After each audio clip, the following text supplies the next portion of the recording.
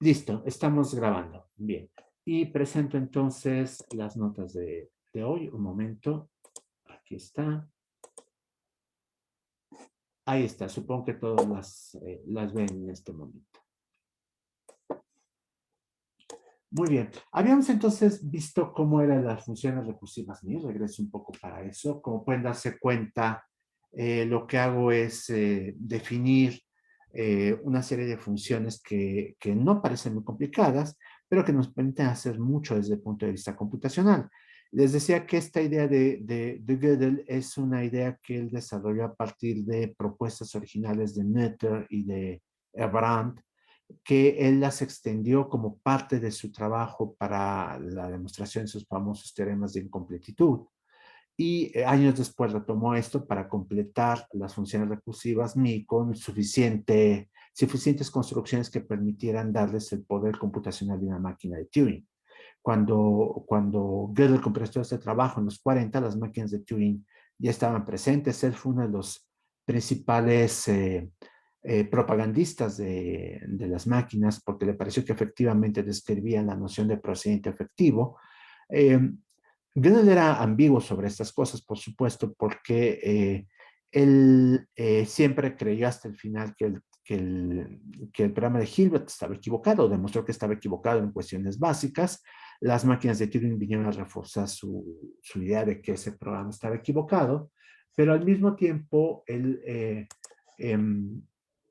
es alguien que se opuso a la idea de que el conocimiento matemático se pudiera mecanizar y por lo tanto uno esperaría que hubiera escrito más también contra las nociones contra la noción de máquinas de Turing, dijera, hay cosas más allá de esto y están aquí.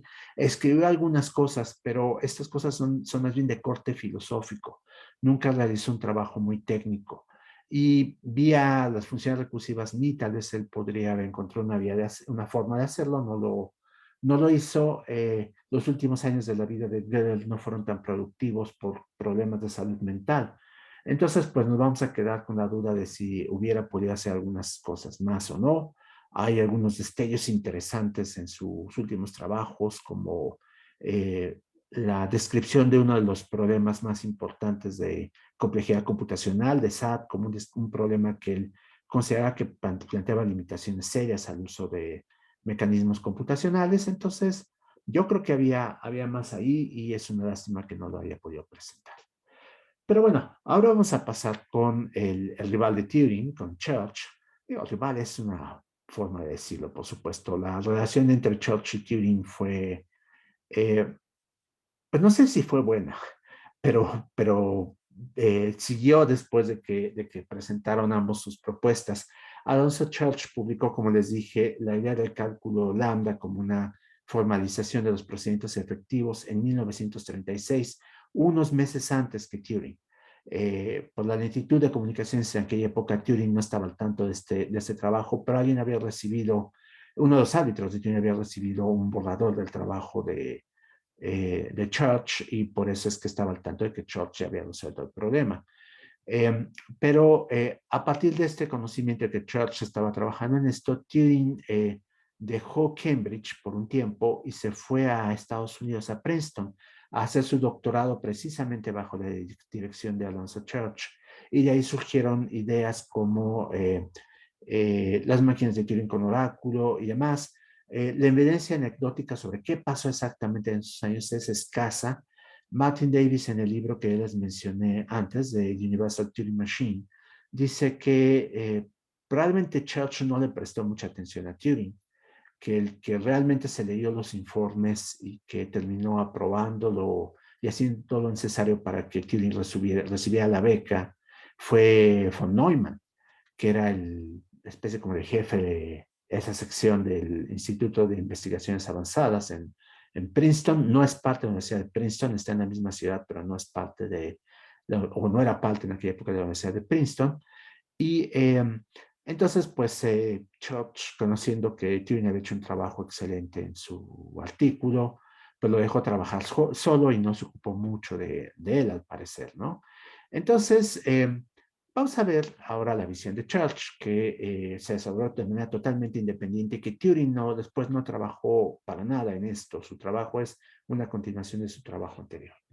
La idea de Church es realmente muy simple, es todavía más simple que las máquinas de Turing y eso le da muchísima elegancia. Vean, el cálculo lambda, que es el formalismo que desarrolló Church, se basa en una descripción muy sencilla, una gramática que es independiente del contexto, que está ahí, en el naranjado ahorita en estos momentos en las láminas. Eso es todo. Eso es todo lo que es el cálculo lambda. Bien, un término lambda, lo estoy anotando con la letra lambda mayúscula, puede ser una variable, y las variables pues son letras como W, X, Y, Z, W1, etcétera, etcétera, etcétera. Tenemos un conjunto infinito numerable de ellas. Pueden ser una abstracción, que es lo que estoy subrayando en anaranjado, que se describe como la letra lambda minúscula seguida de una variable y después un término lambda. O puede ser una aplicación, que son dos términos lambda yuxtapuestos. Ahí está. Ajá, nada más. Eso es lo que tenemos en la gramática o en la sintaxis del cálculo lambda. Y como pueden darse cuenta, es muy simple, mucho más sintética de describir que las máquinas de Turing. Entonces, esto no parece un mecanismo computacional. De entrada, no lo es así como está descrito. Voy a presentar después la parte computacional. Pero la descripción de lo que es propiamente el lenguaje del cálculo lambda es así de sencilla. Eh, Ahora, por supuesto que nosotros podemos construir expresiones muy complejas y para simplificar un poco su sintaxis voy a utilizar una convención importante. Esta es la convención que voy a utilizar. Vean, vamos a tomar aquí esta lambda. Por cierto, los que ya llevaron lógica, y creo que son casi todos ustedes, van a darse cuenta que la lambda tiene el papel de un cuantificador en el cálculo de predicados. Ajá, entonces, lambda cuantifica a las fórmulas que están, a las variables que están aquí. Y entonces, en lugar de escribir pues un cuantificador para cada variable, aquí tenemos un solo tipo de cuantificador, que es la lambda, podemos hacer lo que se hace en cálculo de predicados, que es escribir un cuantificador nada más al principio, la lambda sola, y después un conjunto de variables, todas que van cuantificadas, y al final el término en el que aparecen estas variables. Y esto entonces está abreviando la construcción siguiente: lambda x, lambda x1, lambda x2, etcétera, etcétera, y el término que aparece al centro es lambda xn m. Ahora, todo esto es muy abstracto, por supuesto, ¿no? Es pura sintaxis y la sintaxis es muy aburrida si no hay intuiciones tras ella. Podemos ver el cálculo lambda de la siguiente manera. Vean, podemos pensar que estamos definiendo una función cuyo argumento es x, su parámetro es x, y el cuerpo de la función es n. Eso entonces es una abstracción en el cálculo lambda. La definición de una función con parámetro x y cuerpo m. Ajá. Y podemos ver una aplicación, como la tengo aquí. Vean, tengo una abstracción primero aplicada al término n. La podemos ver pues como la aplicación de una función. Es decir, a la función definida por lambda xm, aplícala al término n, es decir, n es el argumento de esta función. Ajá. Es así como podemos verla. Y entonces el cálculo lambda se convierte de una sintaxis muy elemental en una sintaxis muy elemental, pero que nos permite definir funciones. Ajá. Un tipo de funciones matemáticas que pueden ser muy sencillas, pero que tienen un alcance bastante, bastante poderoso. Church estuvo trabajando mucho tiempo en esto, a diferencia de Turing, que una vez que le presentaron el problema de la decisión de Hilbert, en unos cuantos meses llegó a la formulación de su mecanismo. Church llevaba ya muchos años trabajando en esto con la ayuda de sus estudiantes. Entonces, el resultado es muy elegante, muy sintético, pero es producto de muchos años de trabajo. Ajá, bien. Ahora, voy a ver lo siguiente. Vamos a llamar, este es el mecanismo computacional realmente aquí en las máquinas, en el cálculo lambda, la reducción beta, la voy a llamar así. ¿Qué es la reducción beta? Vean, la reducción beta lo que tiene de un lado es lo que ya había descrito hace poco. Una función aplicada a un término. Y la reducción beta me dice, bueno, esto lo que significa es lo siguiente. Lo conviertes en esto. el cuerpo de la función, que es m, pues lo dejas como está, salvo que vas a sustituir a x por el argumento n. Así es como funciona. Un ejemplo aquí abajo, vean. Tengo la función definida como lambda xx, es decir, tomo el argumento x, tomo el parámetro x y lo que hace es crear dos copias de él. Entonces esta función es una función muy básica. Y se la aplicamos al término z, que es una variable. Entonces la reducción z nos diría, la reducción beta, perdón, nos diría lo siguiente. Esto se convierte en el cuerpo de la función, que es esta xx, donde vamos a sustituir a x por z. Aquí ven que estoy utilizando una notación ligeramente distinta. Perdón, esta es una inconsistencia. Debería ser x diagonal z en lugar de x2.z. Se utilizan las dos terminologías en cálculo lambda. Pero vamos, en mi lámina deberían aparecer iguales, ¿no? Entonces, esto debe ser x diagonal z, y lo que nos hace entonces es cambiar la x por z, y entonces terminamos con dos copias de z, porque ese es el cuerpo de la función. Ahí está. Ya aplicamos la reducción beta, y entonces calculamos el valor de la función lambda xx, lambda x.xx aplicada al argumento z, y el resultado es zz. Me van a decir, ¿eso es computar algo? Y la respuesta sí, van a ver pronto cómo eso es computar algo, y de hecho tiene el poder computacional de las funciones recursivas MI, lo cual es sorprendente porque es una sintaxis muy sencilla con una sola regla de sustitución, que es la de reducción beta. Y de ahí tenemos todo lo que tenemos con máquinas de Turing y todo lo que tenemos con funciones recursivas MI.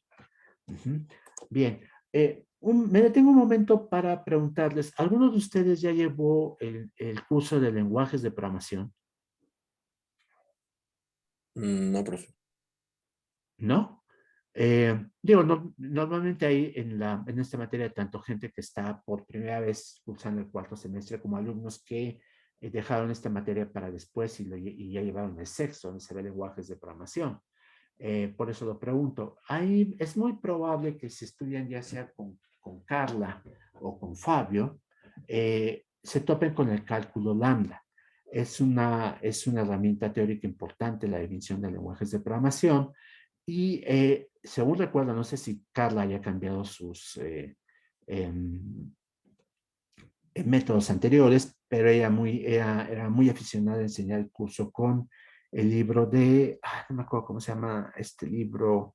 Bueno, sí me acuerdo del título, es The Elements of Programming Languages, no me acuerdo el autor en este momento, pero está basado en cálculo lambda, y para programar en el libro se utiliza el lenguaje de programación Scheme, que es un dialecto de Lisp, que probablemente han oído al menos hablar de ellos, o si no lo verán en su curso de lenguajes de programación. Scheme es una variante de Lisp, que es un lenguaje funcional puro.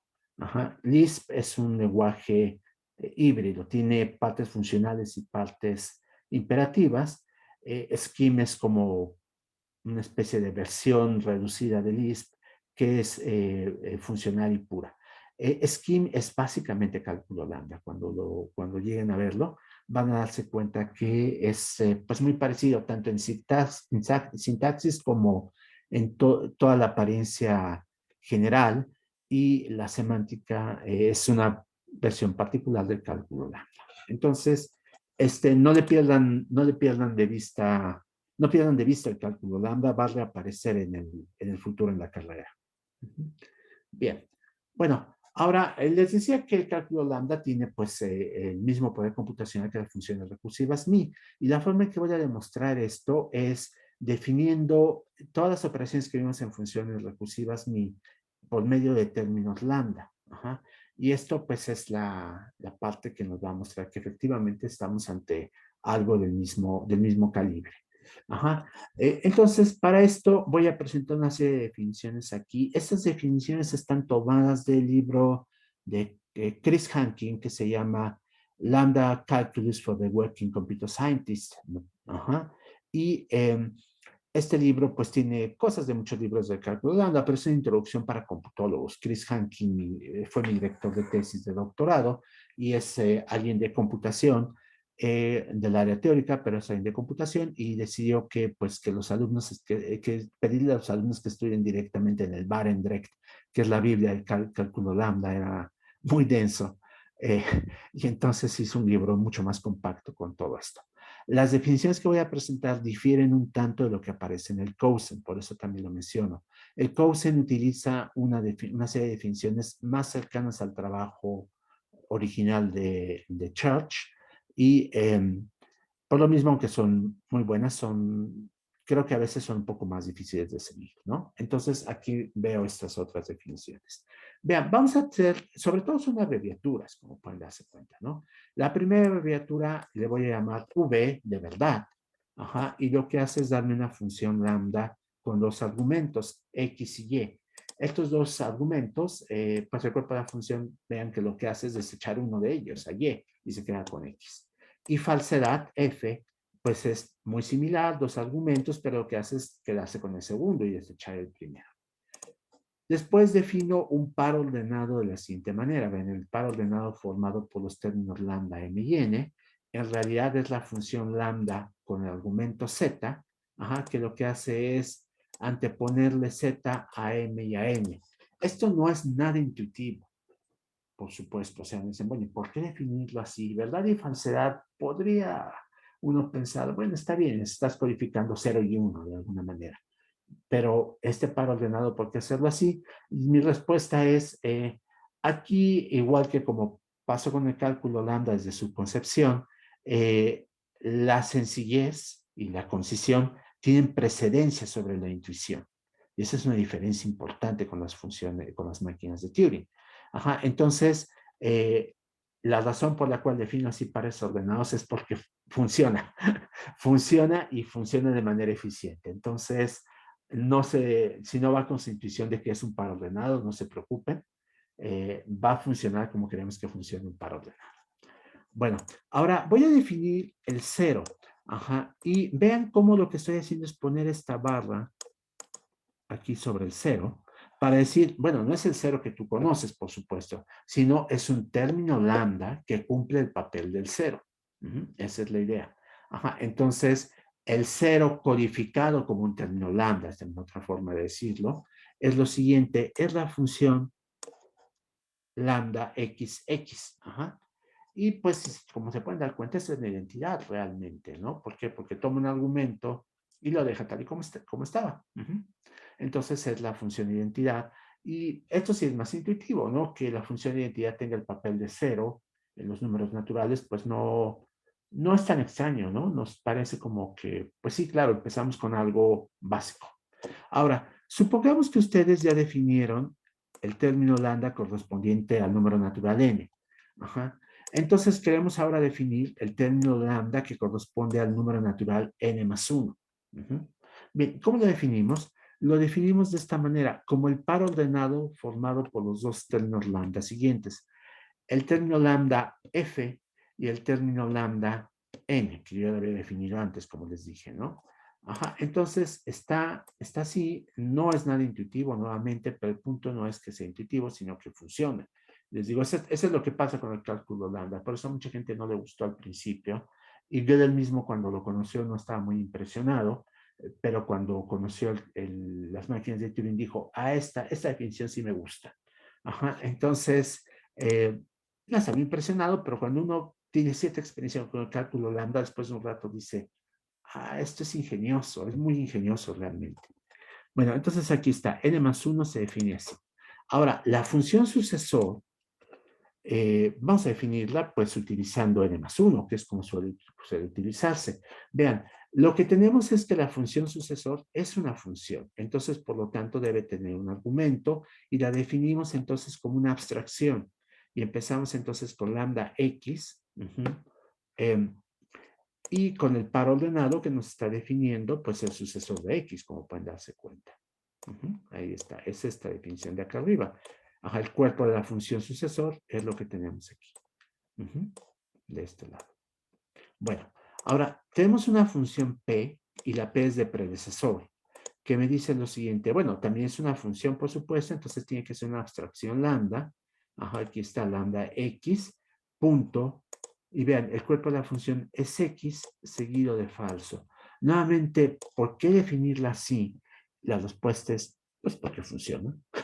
Ajá, Church y sus alumnos se pasaron un buen rato trabajando para que esto funcionara y funciona. De hecho, el cálculo lambda también puede verse como parte de una familia de formalismos que se conocen como lógica combinatoria. Eh, Combinatoria es fácil ver por qué, porque lo que hacen es tomar simbolitos y pasarlos de un lado a otro. Entonces, pues eso es muy combinatorio.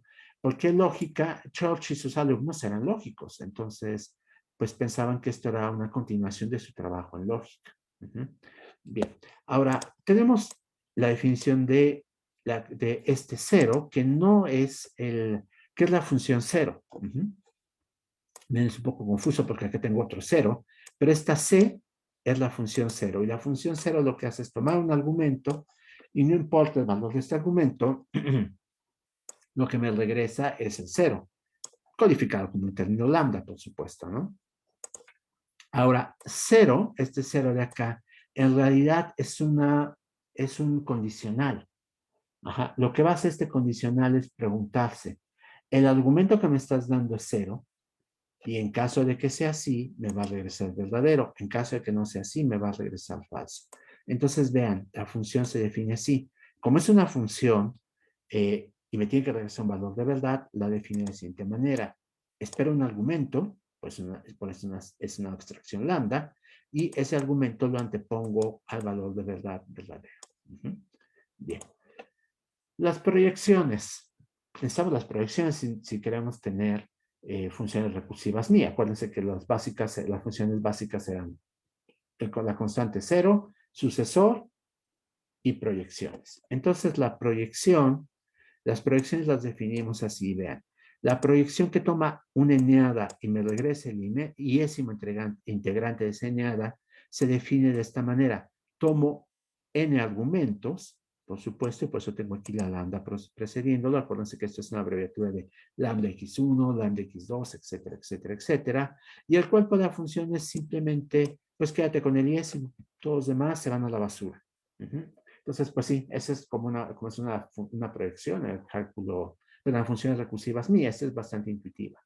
Finalmente tengo este otro término es bastante misterioso y yo preferiría dedicarle un ejemplo completo en la próxima clase, para que podamos ver cómo funciona.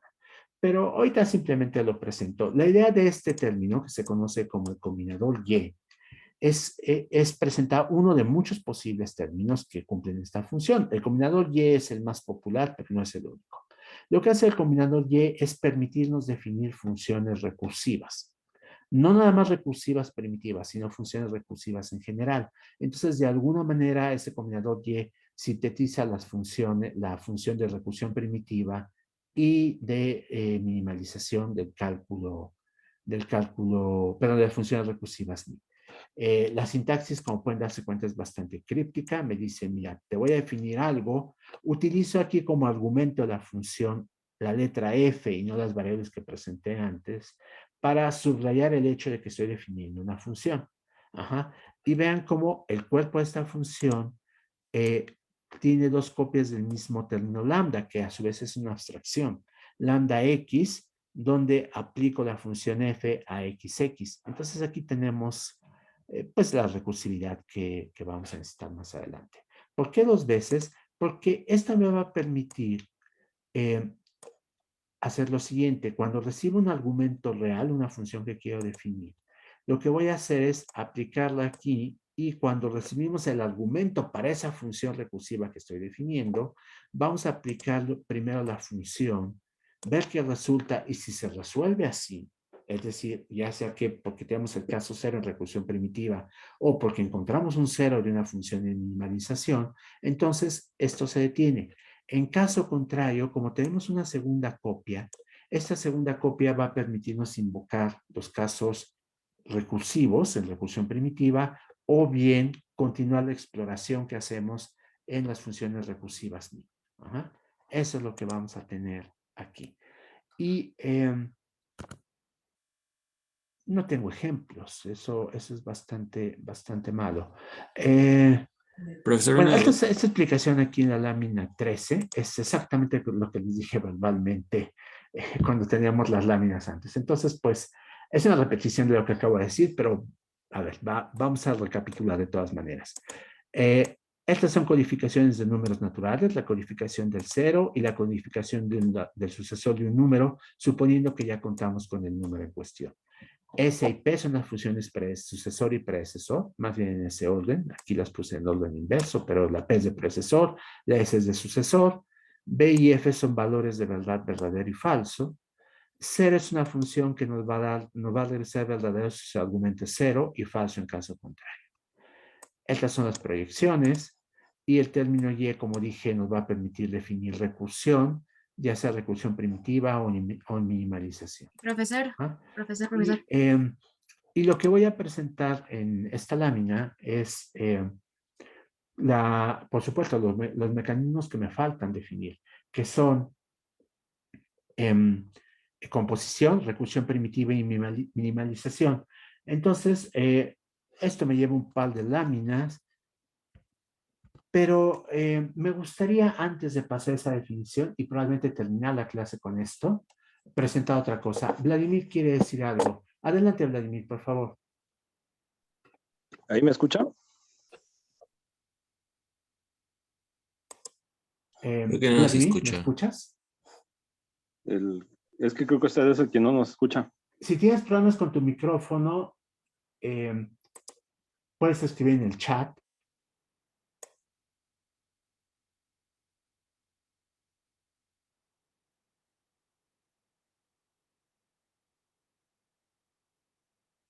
Ajá.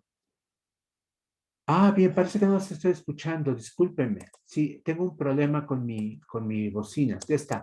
A ver, creo que debe estar resuelto. Ajá. Entonces, por favor, Vladimir. ¿Ahí ya nos escucha? Ahí ya los escucho, sí. Nada más era porque los alumnos tenían una duda. Ah, bien, bien, bien. Entonces, discúlpenme. Probablemente son varias láminas antes, ¿no? Ahora sí, por Ah, favor. yo quería preguntar de la función P. Es que no entendí bien qué hacía eso. A la función P te calcula el predecesor de un número. Tú le das 5 y entonces te regresa 4.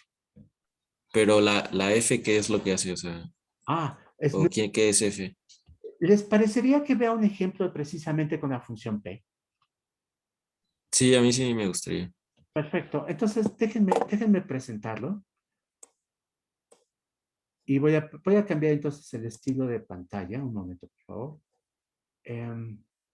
Voy a presentar toda la pantalla. Ahora sí. Y como de costumbre voy a usar el blog.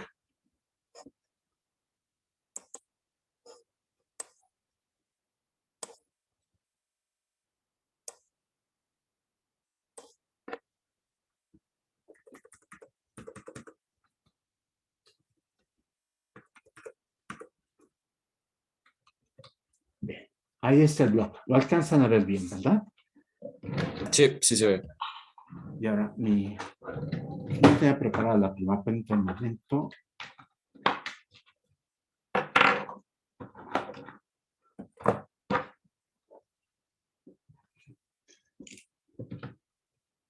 Bien. Vean, tenemos aquí el 0. Entonces, si yo le aplicara la función sucesor al 0, pues voy a obtener el 1. Y si a esto le aplico la función predecesor, me debe volver a regresar el 0, ¿no? Vamos a ver cómo funciona. ¿Les parece bien? Vean, entonces estoy pensando que yo lo que esperaría es que en términos algebraicos, perdónenme, ahí está, tenía imágenes en esta, ahora sí. En términos algebraicos, lo que estoy pensando es que si yo le aplico predecesor al sucesor de 0, pues lo que obtengo es 0, ¿no? En general, predecesor del sucesor de cualquier número, pues me debe dar ese número de vuelta, ¿no? Voy a hacerlo con el caso de 0, pero nada, darse cuenta que puede ocurrir con cualquier caso. Aquí lo que tendríamos es que si yo aplico predecesor al sucesor de 0, aquí 0 codificado como un término lambda, estamos pensando que lo que tenemos es esto. Vean, predecesor es la función lambda siguiente. ¿Cómo está ahí? Lambda x punto x f aplicada a sucesor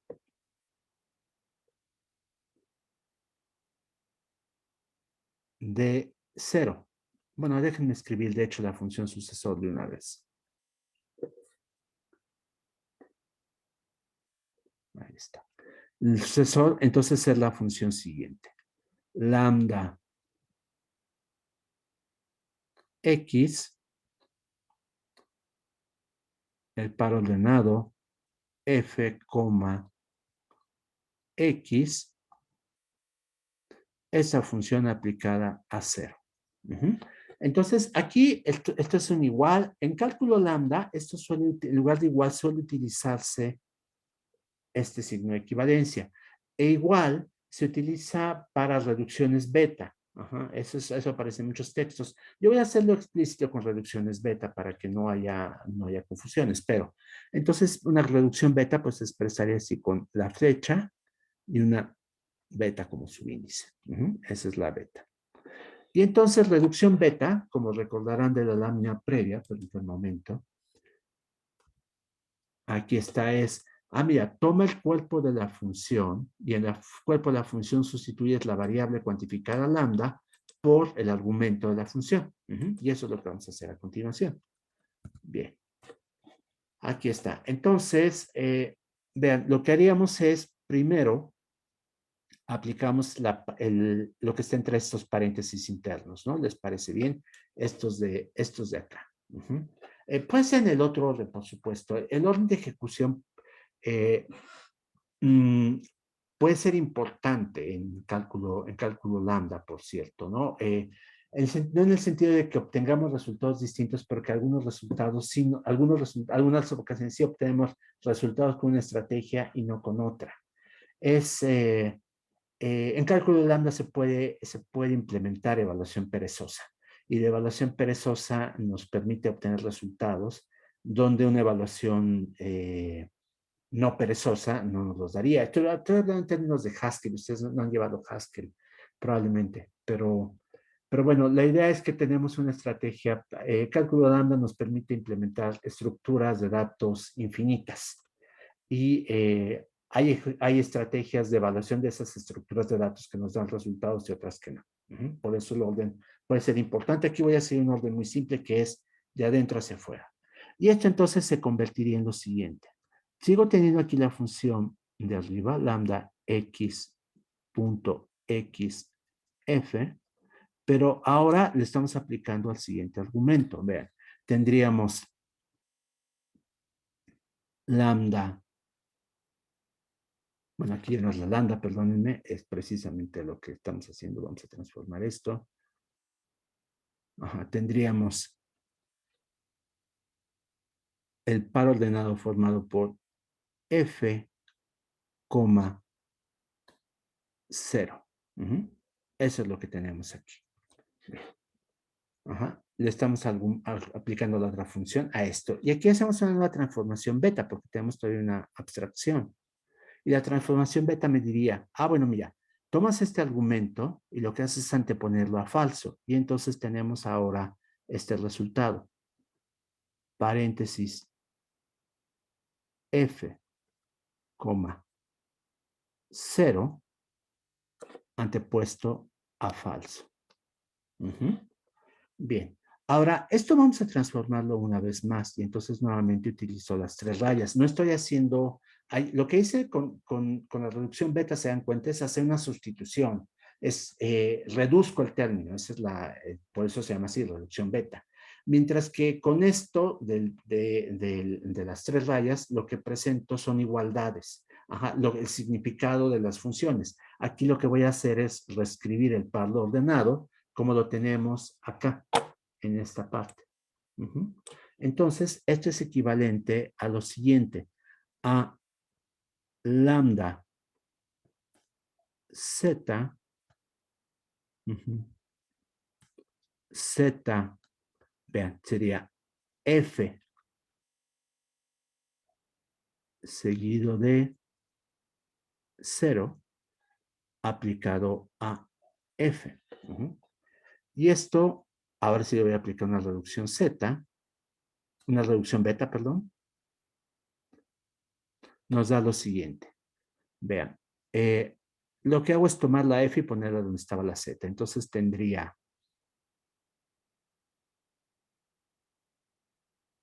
F aplicada a F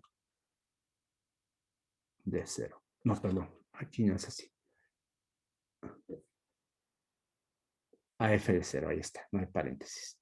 Bien, ahora, recuerden que falso, a ver, ahí está. Falso está definido, voy a transformar el primer falso, como la abstracción lambda siguiente, lambda x,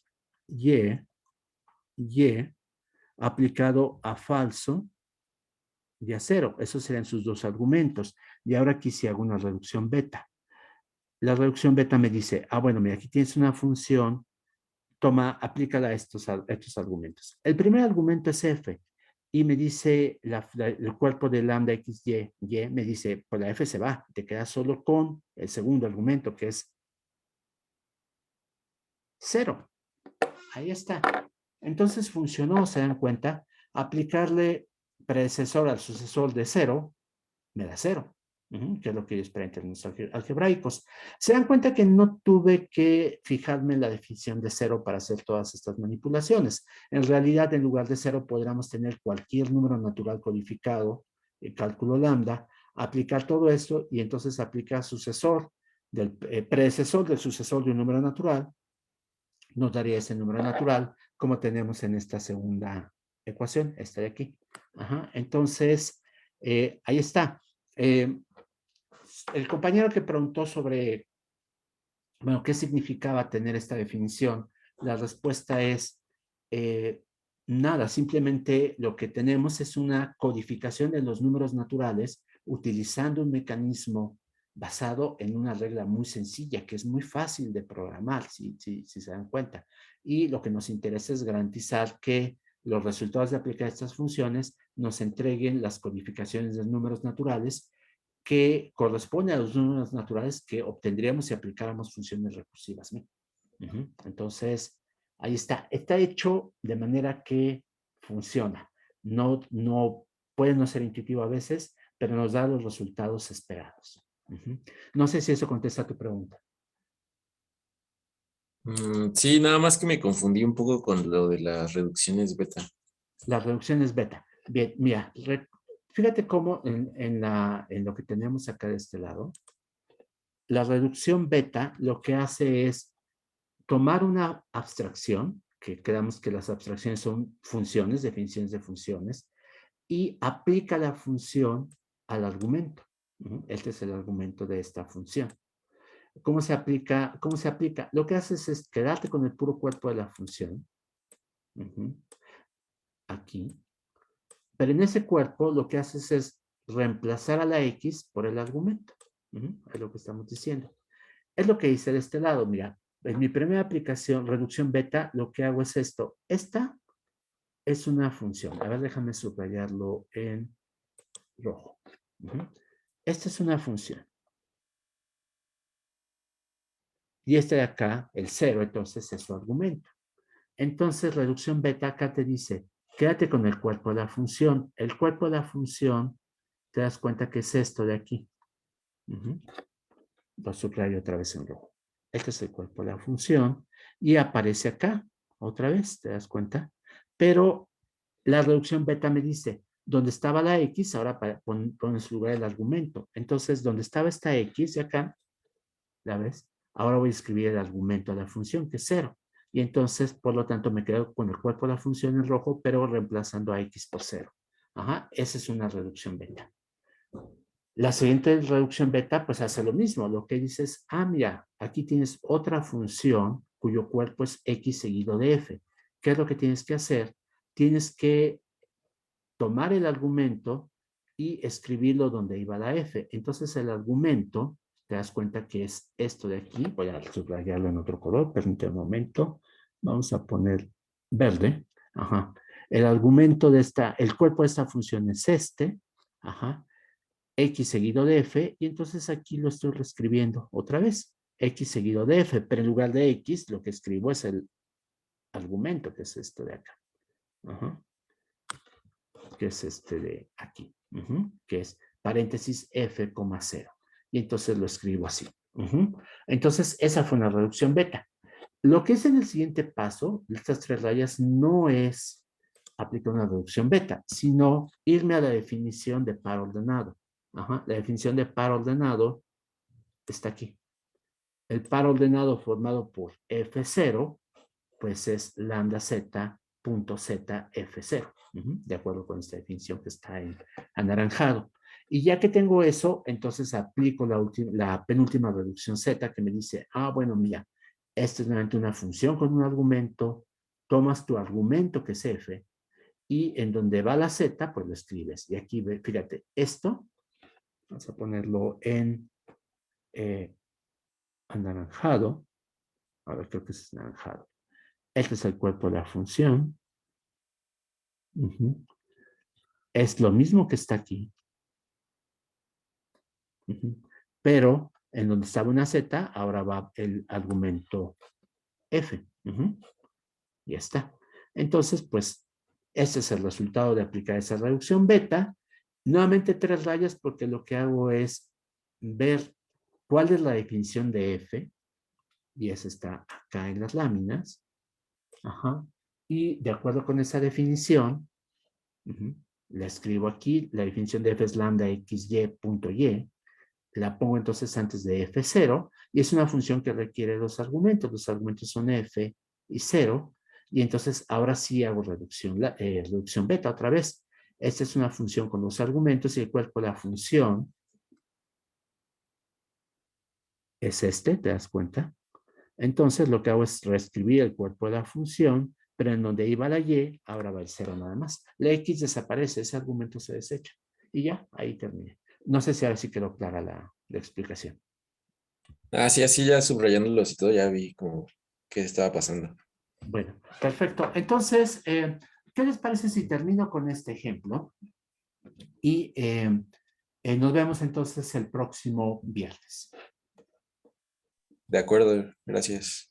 Bien, entonces, a ver, detengo la grabación.